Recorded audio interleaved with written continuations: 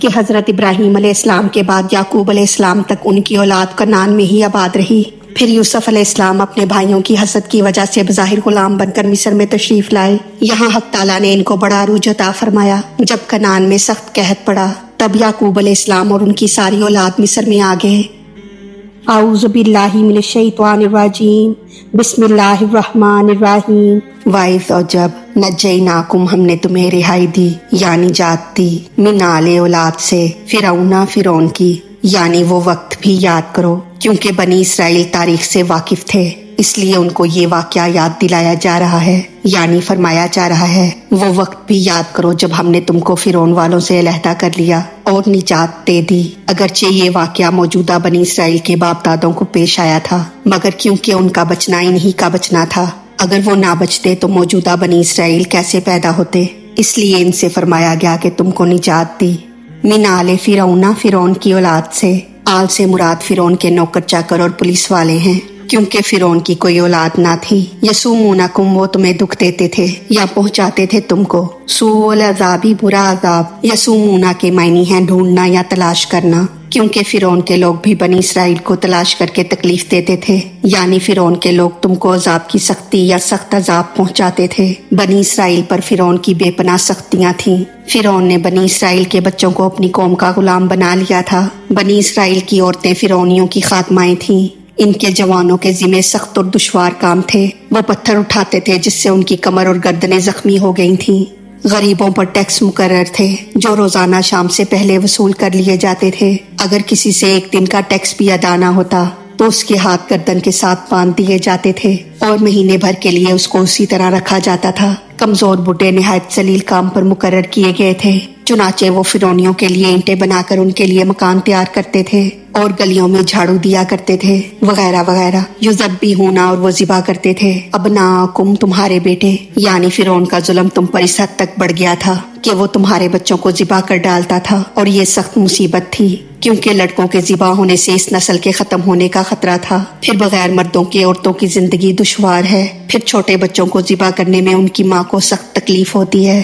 نیز قدرتی طور پر بیٹی کے مقابلے میں بیٹے سے زیادہ پیار ہوتا ہے، لہٰذا بیٹوں کا ماں باپ کے سامنے ذبح ہونا بڑی ہی مصیبت تھی۔ وَيَسْتَحْيُونَ اور زندہ چھوڑ دیتے تھے نساءکم تمہاری عورتوں کو۔ جب قوم کے لڑکے ذبح کیے جا رہے ہوں تو لڑکیاں جوان ہو کر کہاں جائیں گی؟ جب ان کے نکاح کے لیے قوم میں مرد نہ ملیں گے تو ان کا کیا انجام ہوگا؟ وَفِي ذَلِكُمْ اور اس میں بلاؤں آزمائش تھی، مِن ربکم تمہارے رب کی طرف سے، عظیم بڑی، ذالکم سے ان تمام تکلیفوں کی طرف اشارہ ہے، یعنی اس لڑکوں کو ذبح کرنے اور لڑکیوں کو چھوڑنے میں سخت عذاب تھا، یعنی یہ تم پر بڑی مصیبتیں تھیں، یعنی اس میں تمہارے رب کی طرف سے بڑی آزمائش تھی۔ اس جملے میں بلا یا تو آفت کے معنی میں ہے یا امتحان کے معنی میں، یعنی یہ تم پر بڑی مصیبتیں تھیں یا یہ سخت امتحان تھا، کیونکہ امتحان نعمت سے بھی ہوتا ہے اور محنت سے بھی۔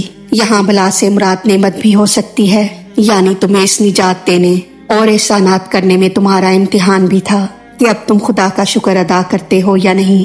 اب بنی اسرائیل، فرعون اور موسیٰ علیہ السلام کا واقعہ اس طرح ہے کہ حضرت ابراہیم علیہ السلام کے بعد یعقوب علیہ السلام تک ان کی اولاد کنعان میں ہی آباد رہی۔ پھر یوسف علیہ السلام اپنے بھائیوں کی حسد کی وجہ سے بظاہر غلام بن کر مصر میں تشریف لائے۔ یہاں حق تعالیٰ نے ان کو بڑا عروج عطا فرمایا۔ جب کنعان میں سخت قحط پڑا تب یعقوب علیہ السلام اور ان کی ساری اولاد مصر میں آ گئے۔ ان سب کو خدا نے بڑھایا اور چند صدیوں میں مصر میں ان کے لاکھوں آدمی ہو گئے، اور اس عرصے میں وہاں اسرائیلیوں کا بہت دبدبہ رہا۔ یوسف علیہ السلام والا فرعون اور اس کے ساتھی مرکب گئے اور مصر میں بدنظمی پیدا ہوئی۔ ولید بن مصعب جو سیدنا موسیٰ علیہ السلام کا فرعون تھا، یہ اصفہان کا ایک غریب عطر بیچنے والا تھا۔ جب اس پر بہت قرض ہو گیا تو وہ وہاں سے بھاگ کر شام آ پہنچا۔ جب وہاں اسے کوئی کام نظر نہ آیا تب وہ روزی کی تلاش کے لیے مصر آ گیا۔ یہاں اس نے دیکھا کہ گاؤں میں تربوز بہت سستے بکتے ہیں اور شہر میں بہت مہنگے بکتے ہیں، چنانچہ اس نے گاؤں سے بہت سارے تربوز خریدے، مگر جب شہر کی طرف چلا تو راستے میں محصول لینے والوں نے کئی جگہ اس سے محصول لیا۔ شہر آتے آتے اس کے پاس ایک تربوز بچا۔ وہ سمجھ گیا کہ اس ملک میں کوئی شاہی انتظام نہیں جو چاہے حاکم بن کر مال حاصل کرے۔ اس وقت مصر میں کوئی وبائی بیماری پھیلی ہوئی تھی اور لوگ بہت مر رہے تھے۔ یہ قبرستان میں بیٹھ گیا اور کہا کہ میں شاہی افسر ہوں اور مردوں پر ٹیکس لگا ہے، مجھے مردہ دفن کرنے کے 5 درہم دو۔ اس طرح چند دن میں اس نے بہت سا مال جمع کر لیا۔ اتفاقاً ایک دن کوئی بڑا آدمی دفن کے لیے وہاں لایا گیا۔ اس نے اس کے وارثوں سے بھی پیسے مانگے، تب اس کے وارثوں نے اسے گرفتار کر کے بادشاہ تک پہنچا دیا۔ بادشاہ نے اس سے پوچھا کہ تجھے کس نے اس جگہ مقرر کیا ہے؟ ولید بولا کہ میں نے آپ تک پہنچنے کا یہ ذریعہ بنایا ہے، میں آپ کو خبر کیے دیتا ہوں کہ آپ کے ملک میں بہت بد نظمی ہے۔ یہ کہہ کر سارا مال بادشاہ کے سامنے ڈال دیا اور کہا کہ اگر آپ نظام میرے سپرد کر دیں تو میں سب ٹھیک کر دوں گا۔ بادشاہ کو یہ بات پسند آئی اور بادشاہ نے اسے کوئی معمولی عہدہ دے دیا۔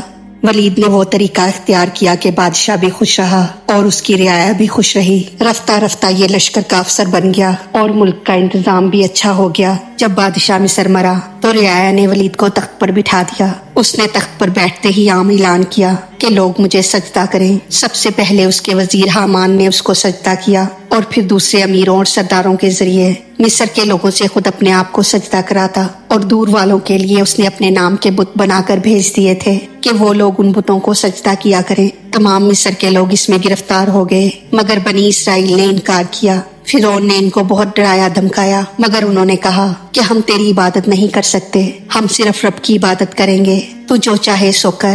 فرعون غصے میں آ گیا اور دیگوں میں زیتون کا تیل اور گندھک کھلا کر بنی اسرائیل کو ڈالنا شروع کر دیا۔ بنی اسرائیل نے یہ سب کچھ برداشت کیا، مگر رب کی اطاعت سے منہ نہ موڑا اور فرعون کو سجدہ نہ کیا۔ جب بہت سے بنی اسرائیل جلا دیے گئے تب حامان نے فرعون سے کہا کہ ان کو مہلت دے اور ان کو دنیا میں ذلیل کر کے رکھ۔ تب اس نے جلانا بند کیا اور اسرائیلیوں پر بہت سختیاں شروع کر دیں۔ اس زمانے میں فرعون نے خواب دیکھا کہ بیت المقدس کی طرف سے ایک آگ آئی ہے جس نے تمام فرعونیوں کو جلا ڈالا ہے، مگر اسرائیلیوں کو کوئی نقصان نہیں پہنچا۔ اور پھر دیکھا کہ بنی اسرائیل کے محلے سے ایک بڑا اژدہا نکلا ہے جس نے فرعون کو تخت سے نیچے ڈال دیا ہے۔ اس نے تعبیر دینے والوں سے اپنا خواب بیان کیا۔ انہوں نے کہا کہ اے فرعون، بنی اسرائیل میں ایک لڑکا پیدا ہوگا جو تیری حکومت کے ٹکڑے ٹکڑے کرے گا۔ فرعون نے فوراً کوتوال شہر کو بلا کر حکم دیا کہ جس گھر میں لڑکا پیدا ہو اسے قتل کر دیا جائے۔ چند سال میں بنی اسرائیل کے 12,000 بچے اور بعض روایت میں ہے کہ 70,000 قتل کر دیے گئے۔ خدا کی شان کے بنی اسرائیل کے بوڑھے بھی جلدی جلدی مرنے لگے۔ تب فرعونیوں نے فرعون سے درخواست کی کہ اگر یہی حال رہا تو یہ قوم فنا ہو جائے گی، پھر ہم خدمتگار کہاں سے لیں گے؟ تب فرعون نے حکم دیا کہ اچھا 1 سال بچے قتل کیے جائیں اور 1 سال چھوڑے جائیں۔ رب کی شان کے چھوڑنے کے سال میں ہارون علیہ السلام پیدا ہوئے، موسیٰ علیہ السلام کے بڑے بھائی، اور قتل کے سال موسیٰ علیہ السلام کی پیدائش ہوئی۔ اللہ تعالیٰ ہماری غلطیوں کو معاف فرما کر ہمارا پڑھنا سننا اپنی بارگاہ میں قبول فرمائے، ہمیں دین و دنیا کی تمام نعمتیں عطا فرمائے اور ہمیں عمل کی توفیق عطا فرمائے۔ آمین یا رب العالمین۔ وما علینا الا البلاغ المبین۔